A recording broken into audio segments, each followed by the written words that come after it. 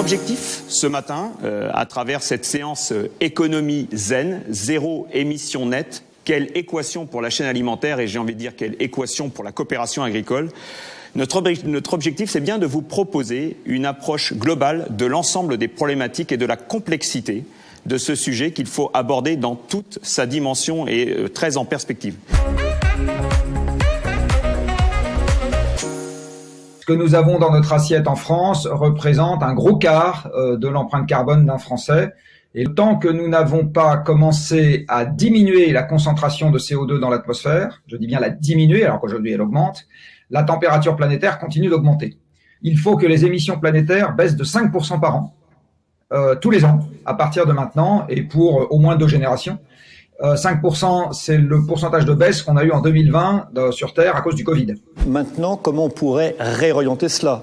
Il va falloir déspécialiser une partie des régions agricoles, il va falloir raccourcir les chaînes logistiques, il va falloir remettre des haies pour stabiliser le sol et se passer d'une partie des phytosanitaires. Ça veut dire qu'il faut aussi que les gens s'habituent à payer leur nourriture plus cher, que le pays doit repasser un contrat avec ses agriculteurs qui s'échelonnent sur quelques décennies.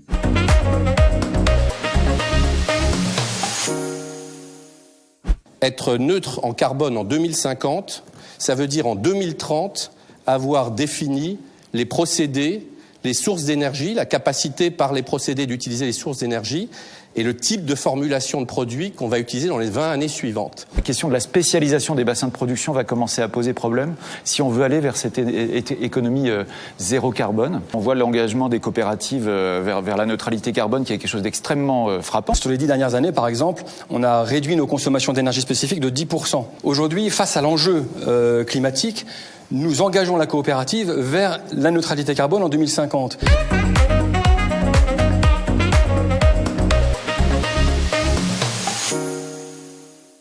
On a une génération qui est très très attentive aux valeurs et aux valeurs, je l'ai dit, d'engagement, d'impact sur le futur.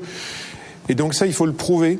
Voilà. Moi, à Groupe Hightech, j'ai des élèves qui refusent de rentrer dans des entreprises en disant que les valeurs ne correspondent pas au discours. L'objectif, si vous êtes dans une économie décarbonée, vous changez vos modes de production, donc potentiellement vous allez avoir besoin de compétences et de savoir-faire qui n'existaient pas précédemment. Vous avez une expérience quand même assez novatrice pour avoir identifié et levé donc des freins psychologiques. C'est ça. C'est à ça que j'allais venir, effectivement. Voilà. Et donc on arrive à un plafond de verre. Et ce plafond de verre, on met un moment à essayer de comprendre comment on va le briser. Un des leviers d'accompagnement du changement, c'est le fait que nous avons au sein de la coopérative 160 hectares qui sont gérés directement par la structure coopérative.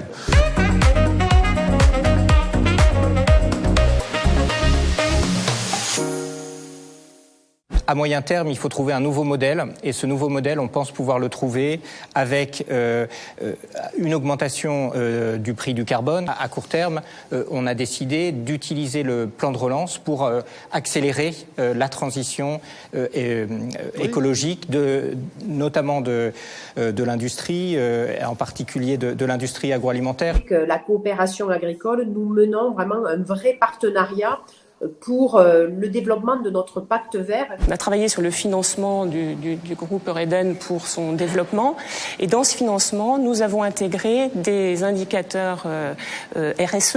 Et il y en a un qui est vraiment en lien avec le sujet d'aujourd'hui parce que c'est la part des énergies renouvelables dans le mix énergétique.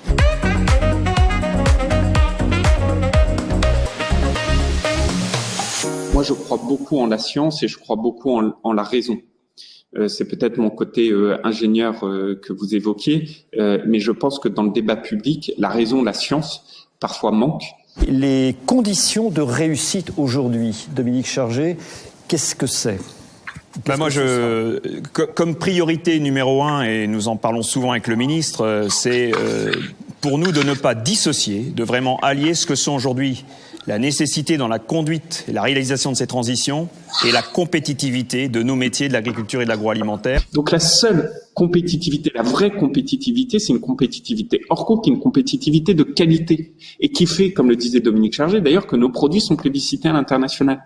L'enjeu des transitions, c'est peut-être d'avoir 400 000 situations particulières à régler en France, c'est-à-dire autant qu'il y a d'exploitations, parce que finalement, aucune des exploitations ne va se trouver dans un écosystème identique à sa voisine. Et en fait, c'est complètement le cheminement inverse de ce que nous avons fait sur les 40 ou 50 dernières années, où nous avons standardisé les modèles et les itinéraires techniques.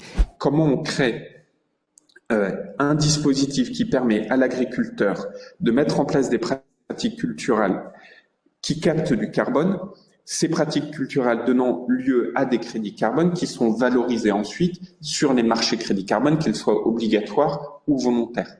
Nous avons défini une ambition qui est celle justement d'être zéro émission nette en 2035, donc en bilan neutre, entre ce que sont la diminution de nos émissions aujourd'hui, et on l'a vu par rapport aux engagements qui ont été pris, et les capacités de captation.